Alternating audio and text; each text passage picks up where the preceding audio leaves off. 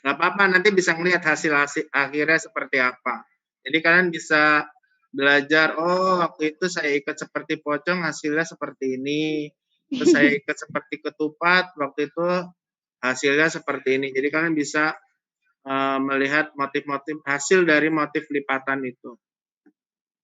Semakin ikatannya kencang, motifnya akan semakin keluar. Karena kalau ikatannya tidak kencang, cairan warnanya itu akan masuk ke dalam karetnya yang kalian ikat. Itu akan membuat garis motifnya itu kemasukan warna, jadi warnanya hasilnya tidak terlalu jelas garisnya. Nah, buat teman-teman yang kesulitan untuk gimana cara tekniknya, bisa bertanya langsung nih ke ahlinya, yaitu Bang Dimas. Benar ya Bang Dimas ya? Siap Bang Fikri. Dan Bang malu-malu Fikri nih sudah teman-teman, buat Bang ikat Dimas celup sudah sebelumnya? meluangkan waktu, terus juga memberikan materi yang sangat membantu kita banget gitu kan. Siap, Mengajarkan siap. budaya yang turun-temurun. Betul ya Bang Dimas ya? Betul, betul. Ini tradisi ini memang masih terjaga masih ada di setiap daerah seperti Sasirangan itu masih diproduksi, Jumputan apalagi masih, dan bahkan teknik-teknik kayak Shibori. Kalau Shibori lebih lebih itunya ke warna-warna indigo atau warna-warna biru.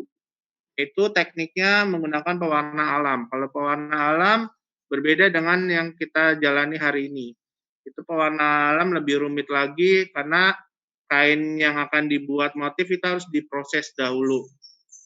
Karena kalau pakai warna alam itu berbeda zat warna atau zat pengikatnya.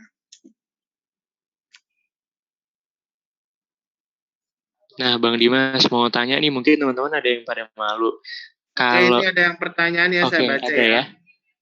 Ini dari Dwi Indah Nurhaliza, dia bertanya penculupan warna harus fresh air panas. Jadi gini, yang air panas itu hanya yang tadi zat dua warna tadi, yang ada kuning dan ada warna putihnya itu. Itu harus menggunakan air panas, lalu nanti kalau sudah larut baru dicampur dengan air dingin. Itu disebutnya naptol ya. Naptol itu dia sejenis pewarna kain menggunakan teknik warna dingin, jadi nggak perlu direbus.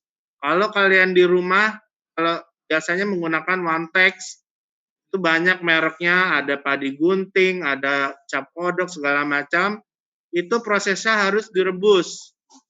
Makanya kalau kalian pernah lihat orang keliling mewarnai kain, mewarnai lepis gitu, biasanya dia harus proses direbus supaya warnanya masuk ke dalam kain. Kalau nggak direbus, warnanya itu tidak akan masuk. Itu bedanya dengan yang sekarang kalian gunakan.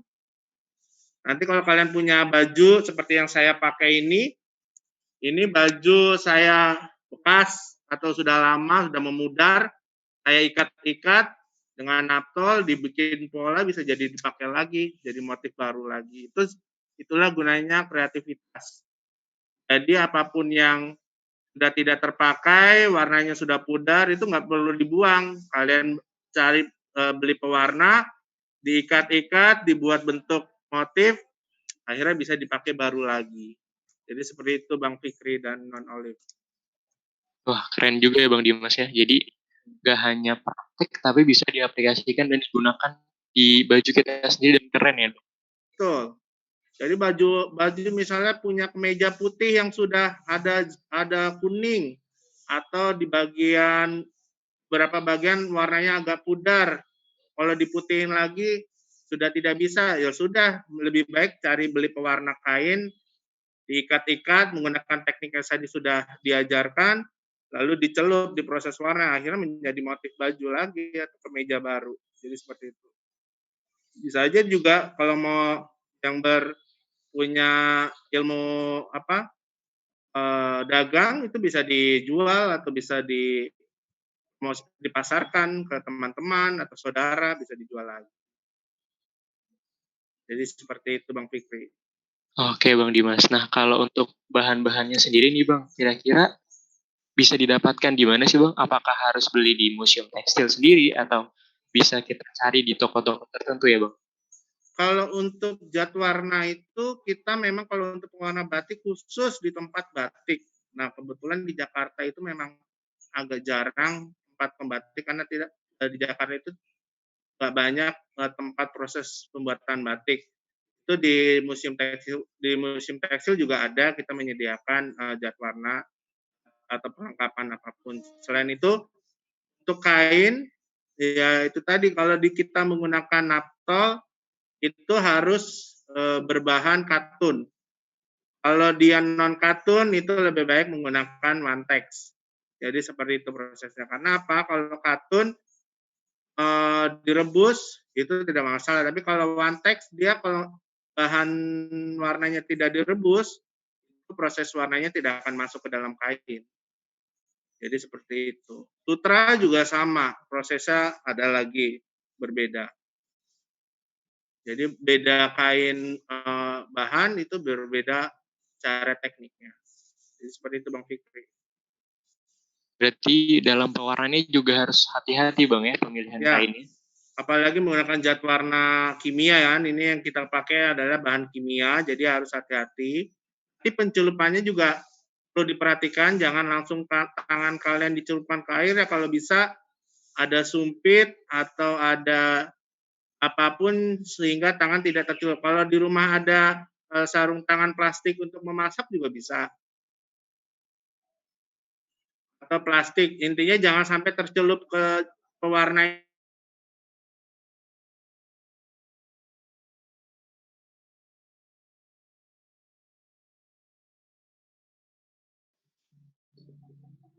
Bang Dimas masih bergabung di Zoom ini Bang? Oke, tadi sempat ada trouble ya Bang ya Iya, jaringannya. ini kayaknya. Gimana? Boleh dilanjut lagi Bang tadi? Itu ada pertanyaan lagi dari Amelia. Untuk soda apinya, nah soda apinya itu kan kalian sudah didapatkan sudah satu paket dengan yang warna kuning.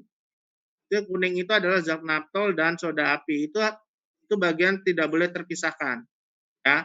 Kalau untuk zat warna yang satunya itu paket yang satunya itu nanti ditempatkan di wadah yang lain, nggak boleh digabung karena itu warnanya. Jadi pengikat warna sama zat warna itu nggak boleh digabung, harus dua wadah terpisah. Ingat ya, jangan sampai digabung. Itu ada yang udah jadi, dia sudah proses pencelupan. Sudah Kak. Wah, keren. Ada yang udah Mungkin proses boleh pencelupan. dibantu sama kakak operator. Oke, bisa dikasih lihat Kak Adila sudah jadi Aldila ya. proses pencelupan. Keren.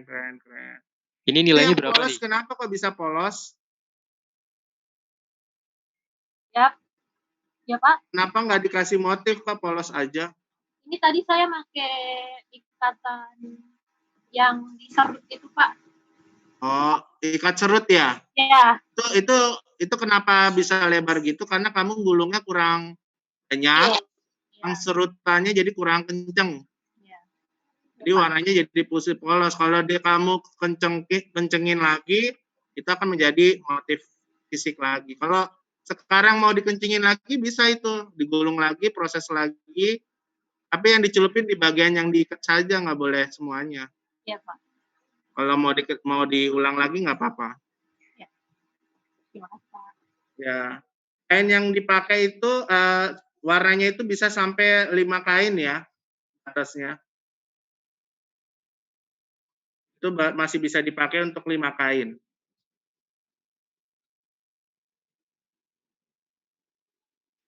Wah, udah Yang mulai lainnya banyak sudah yang selesai? jadi ya.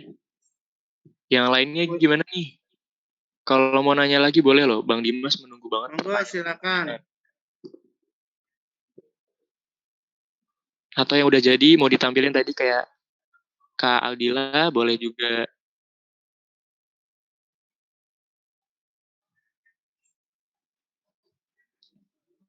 Nah, Bang Dimas, mungkin ada pertanyaan yang terbesit lagi nih di teman-teman yang lain. kalau untuk eh, praktek ini, apakah nanti teman-teman juga bisa mengajari ke orang lain juga gitu? Apakah khusus misalnya kayak Bang Dimas sendiri yang boleh eh, menjadi instrukturnya, atau kita nanti bisa membantu orang lain juga, Bang Dimas? Boleh, silakan kalian kalau udah bisa seperti ini, kalian tinggal, yang penting kalian harus paham, pertama yaitu paham pewarnanya dulu, karena tidak semua pewarna itu bisa dibuat diaplikasikan di satu kain. Dan sudah saya jelaskan tadi, kain katun itu treatment untuk pewarnanya menggunakan warna apa, terus kain yang polyester itu untuk pakai kain apa. Jadi harus paham dahulu. Karena kalau kalian mengajari orang terus kaliannya penjelasannya salah, itu akan fatal. Jadi lebih baik kalian mempelajari dulu sampai kalian paham, baru diajarkan ke teman, mau saudara, mau kakak, itu terserah. Kalau ingin menjadi seperti instruktur seperti saya juga boleh. Seperti itu. Itu Bang Fikri. Oke, Bang. Nah, selain itu nih, Bang, nanti kalau teman-teman ada yang mau praktek langsung ke Museum Tekstil, kira-kira bisa kapan tuh, Bang, waktunya? Nah, karena kita masih PSBB, kebetulan PSBB-nya ini berakhir kalau nggak salah di tanggal 25, itu mungkin atau kita lihat kondisi dulu diperpanjang atau tidak. Kalau diperpanjang lagi ya bisa lama karena kita mengikuti kebijakan Gubernur Provinsi DKI Jakarta. Kebetulan Museum Tekstil ini di bawah Dinas Kebudayaan Provinsi DKI Jakarta. Jadi seperti itu Bang Fikri. Oke, Bang Dimas. Tapi kalau dari Museum Tekstil sendiri, Bang, ada kegiatan yang sejenis seperti ini nggak sih, Bang? Mungkin teman-teman ada yang nanti pengen ikutan lagi, terus praktek lagi bersama Bang Dimas juga. Gimana tuh, Bang? Kalau untuk museum sendiri sih kita untuk virtual itu tergantung itu aja sih, permintaan saja. Kalau untuk museumnya sendiri kita belum ada program virtual seperti ini, tapi kalau ada yang ingin bekerja sama atau apa, tidak memutus kemungkinan kita juga bisa buat seperti ini. Barangkali ada yang mau bikin event apa, ingin membuat apa, silahkan.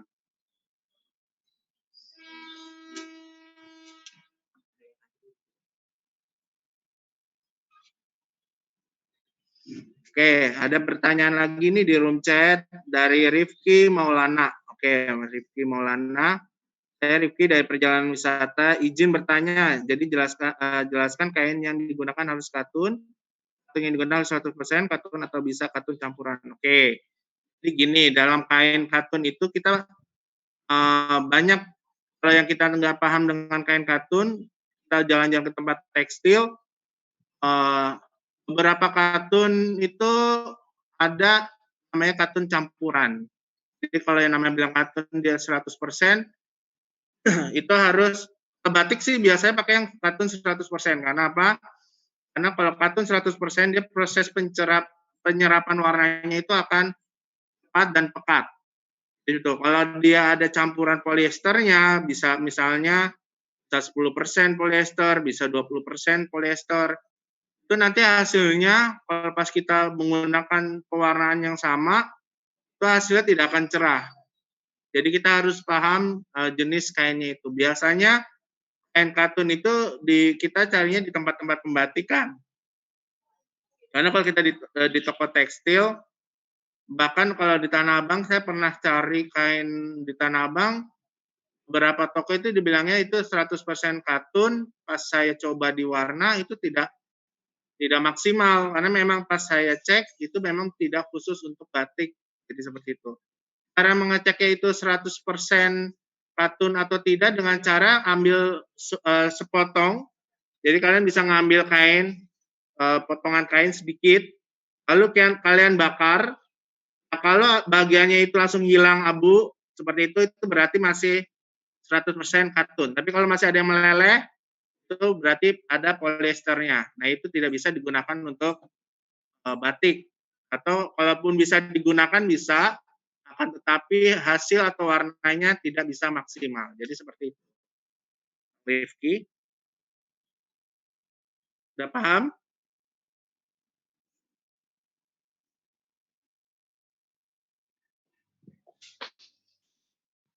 Oke, mungkin kita tunggu pertanyaan dari teman-teman yang lain lagi ya, Bang ya. Oke, siap. Jadi Oke. itu untuk membedain kain-kainnya. Karena nggak sembarangan kain. Bilang kain mori itu kadang memang kain mori biasa untuk dibuat orang meninggal itu sebenarnya juga kain mori. Atau kain pocong itu seperti itu juga kain mori. Itu kan beberapa ada yang nggak 100% katun. Jadi gitu. Katun pun ada dibagi-bagi. Ada primis, primisima, prima, dan lain sebagainya. Itu biasanya membedakan adalah seratnya. Serat kainnya itu kalau dipakai mikroskop itu jarak antara kain dan kain fungsinya itu saling ada yang rapat, ada yang renggang. Jadi bedanya seperti itu. Kalau kita lihat ke mikroskop, biasanya kain itu kan terdiri antara kain yang horizontal dan benang yang vertikal. Jadi untuk membedakannya seperti itu. Kita lihat dari jarak atau kerapatan kainnya. Semakin dia rapat, itu semakin bagus. Karena dia biasanya agak mahal. Tapi kalau yang kain katun yang agak renggang, biasanya kalau kita terawang seperti ini, biasanya akan kelihatan tipis. Jadi seperti itu bedanya. Dan harganya pun juga menentukan kualitasnya.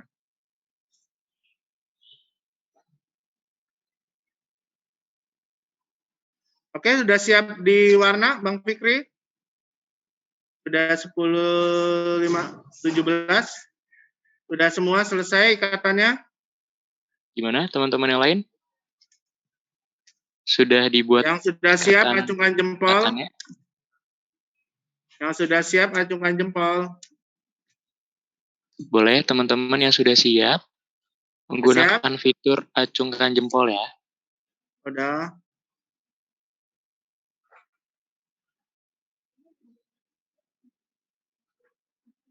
Siap warna sebelah sini sama ya. Oke, kita akan siap mewarnai ya kain kalian.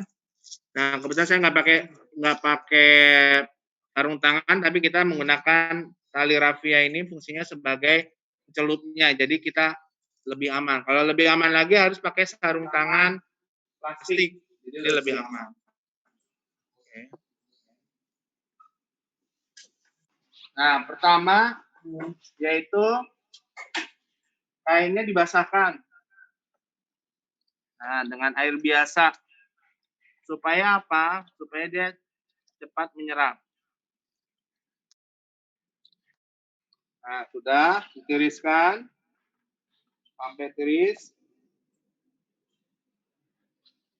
Lalu dicelupkan ke bagian naptol yang warnanya kuning. Nah.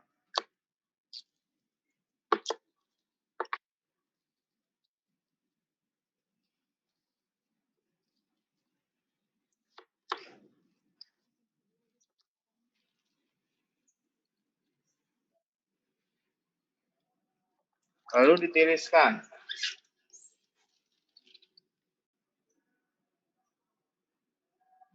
Tiriskan sampai agak kering, jadi nggak terlalu basah. Nah, kalau sudah siap ditaruh di garam warnanya. Kebetulan saya menggunakan warna orange.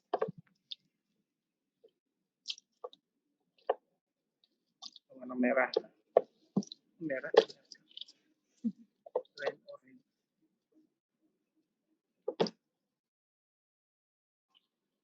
Nah, warna sudah masuk, ditiriskan. Kalau warnanya ingin pekat, lebih gelap lagi, itu prosesnya diulang. Bilas dulu. Ya, ini namanya dinetralkan dengan air biasa, lalu diperas. Nah, kalau sudah dimasukkan ke naptol lagi supaya warnanya nanti bisa agak pekat. Semakin sering dicelup, itu warnanya akan semakin pekat.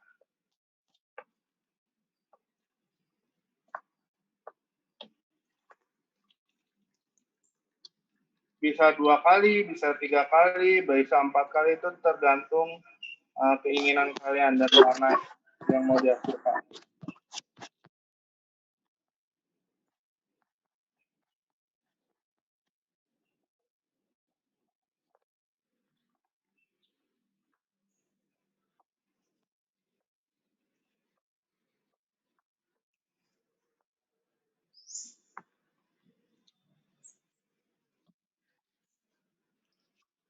Nah, warna sudah, lalu dinetralkan.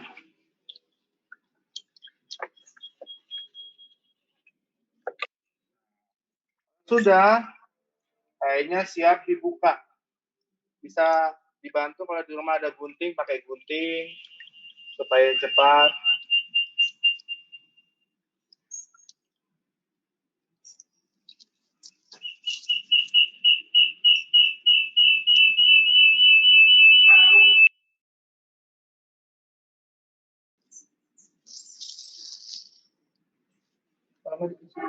Volumenya.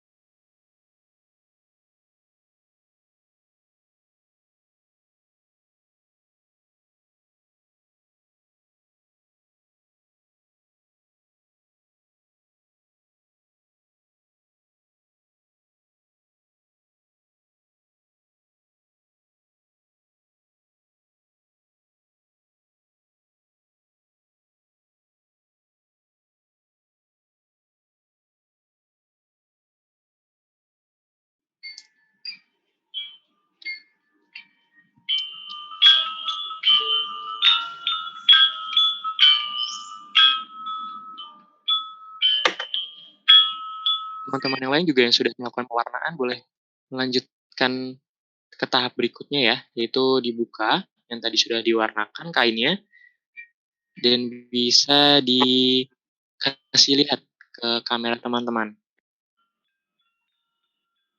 Oke, itu ada Kak Dwi Indah.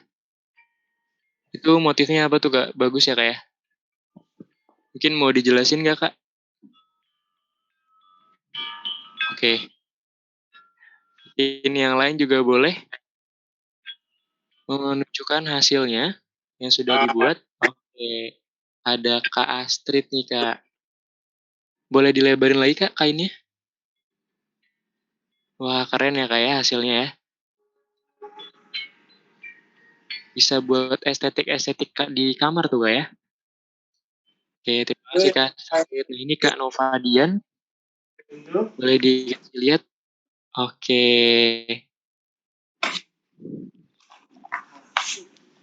Mungkin ada teman-teman yang lain yang ingin memperlihatkan hasilnya. Oke, ada Kak Maisa juga. Keren-keren nih Bang Dimas hasil teman-teman yang sudah melaksanakan praktek.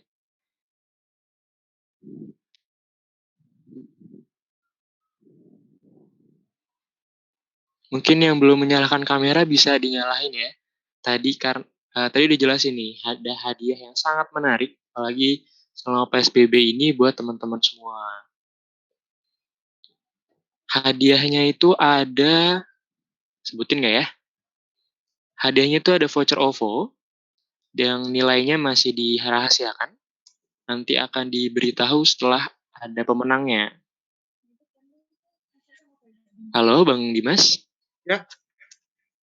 Tadi teman-teman udah pada nunjukin nih Bang. Oke, yang beberapa sudah orang diwarnain boleh hasilnya. dikasih tahu ke kamera ya. Tahan, mungkin bisa 10 detik. Nah, boleh Pada teman-teman. dilepas semua warnanya. Yang belum dibuka Panitia boleh mau ya. standby, perlihatkan hasilnya. Jembreng aja yang kencang. Jadi jembreng biar tahu motifnya yang dihasilkan. Agak jauh. Agak munduran Dibuka nih juga boleh. teman-teman. Nah, agak mundur dari kameranya. Baru Yang berapa orang nih? Baru ini 3 kita orang nih itu Bang Dimas. Nova boleh. Agak mundur Mbak Nova. Mbak Astrid boleh agak jauhan dikit. Itu motifnya belum kelihatan penuh. Nah, itu pakai satu teknik ya.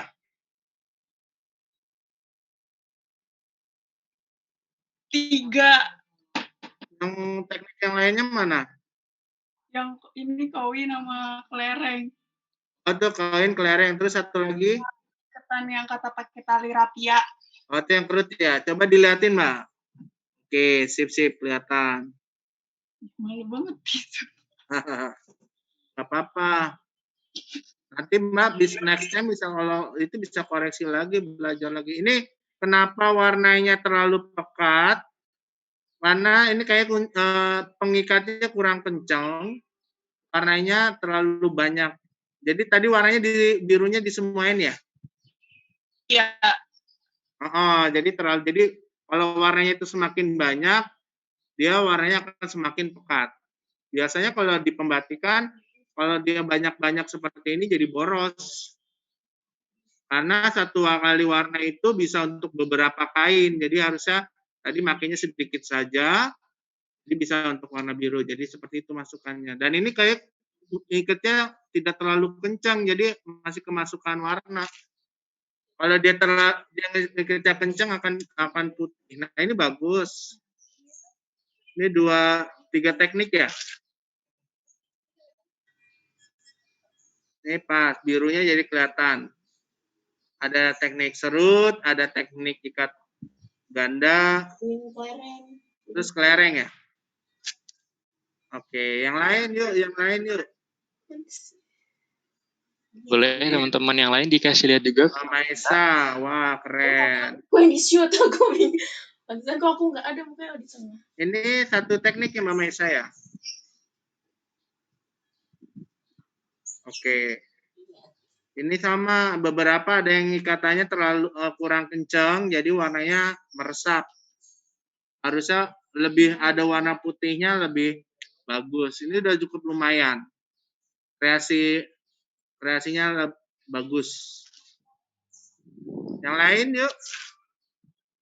Boleh teman-teman yang lain dikasih unjuk ke kamera hasilnya. Boleh Kanova dikasih lihat tadi hasilnya. udah biru-biru, ini merah, si merah. Wah keren. Ini berapa teknik nih kira-kira? Ini dilipat jadi 2 atau satu-satu? Oh, dilipat satu-satu ya. Itu tangannya nggak pakai sarung tangan tuh. Lupa. Nanti warnanya soalnya biasanya hilangnya agak lama. Gitu.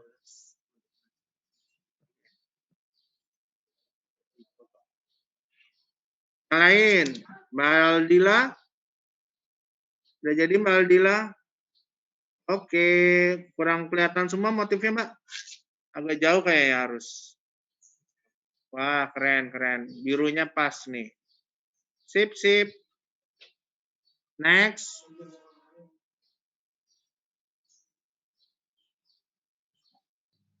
Yuk buat teman-teman. Ini kenapa warnanya Mbak Dwi Indah Nurhaliza? Kenapa warnanya nggak terlalu masuk pekat itu? Itu kayaknya salah zat warnanya ya? Dipisah warnanya. Itu warnanya kok nggak menyerap birunya ya? Kenapa itu?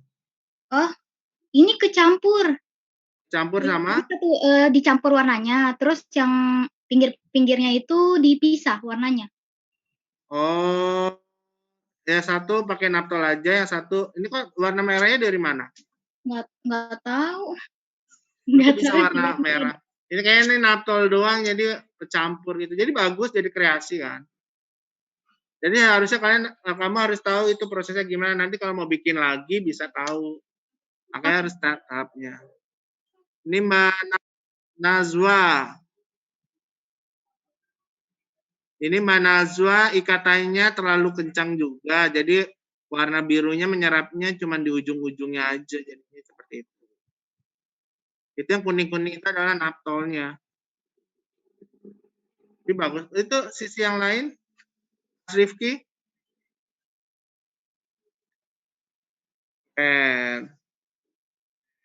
Posisinya main aman doang nih, satu garis sama marble. Bang Dimas. Ya.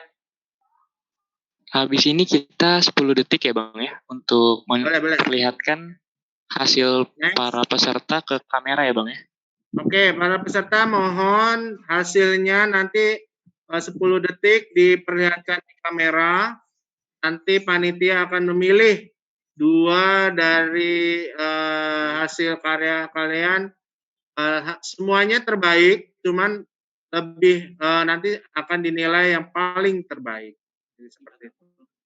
Boleh nanti mohon fotonya agak jauh, jadi seluruh komposisi motifnya biar kelihatan.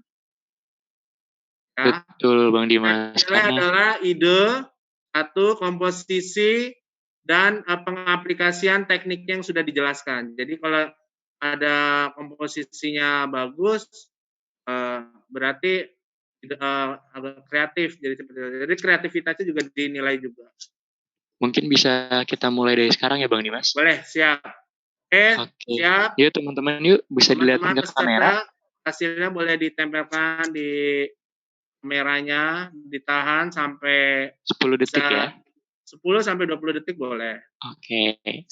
Mungkin kakak-kakak panitia bisa sambil dibantu lihat ya Kak ya. Kakak panitia hasilnya boleh dibantu.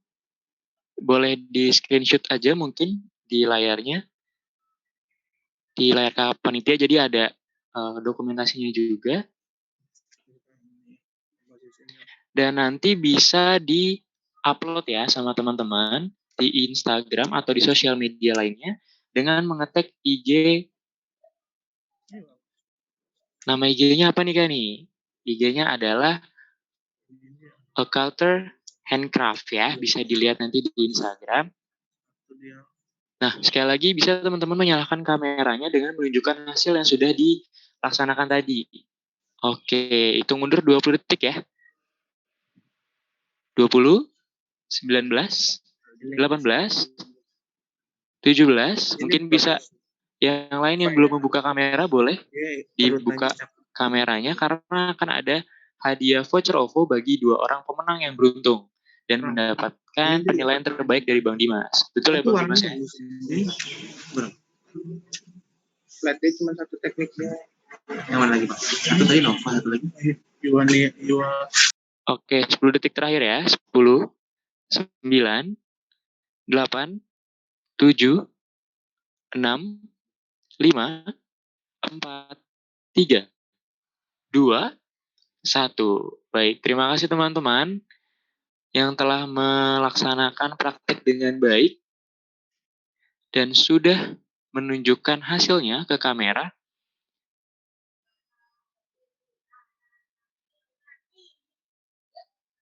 Bang Dimas, mungkin ada pesan buat teman-teman yang nanti menang atau pesan dari Bang Dimas tentang harus menjaga budaya ini di kalangan kaum muda milenial Jakarta nih Bang khususnya.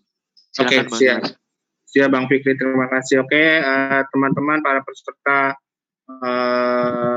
workshop Ikat Celup hari ini, sekian pelatihan kita untuk membuat ikat celup. Semoga ilmu yang saya sampaikan hari ini bisa kalian terapkan, nanti bisa kalian kreasikan atau kalian aplikasikan baik di lingkungan kampus atau lingkungan masyarakat, atau kalian bisa untuk di